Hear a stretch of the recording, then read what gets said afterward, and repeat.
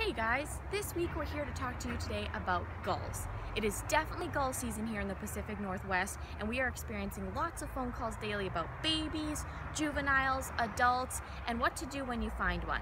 So we want to remind the public that since gulls are nesting right now, they don't always choose the best spots to nest in our opinion. They like buildings, they like roofs, and they'll put their nest up there, and then when it's time for those babies to be in the fledgling stage, so when they're learning how to be on the ground and fly and fend for themselves, the parents usually kick them off of the roofs and they spend some time on the ground. The parents are very, very good at watching, circling, feeding, protecting their baby, so we definitely want to keep those babies with those parents. If they're still young and they're about this big, yellow with black spots, they're too young to be on the ground and they're too young to be on our own, so that is definitely something that we want to discuss and talk about. If they're kind of this big and gray and fluffy, that is the stage where mom and dad are taking them off of the roofs and feeding them on the ground, so usually they're okay. They're not always in distress. They're very good at evading predators, people, and cars, so definitely give us a call first. We have about 15 baby gulls in care right now,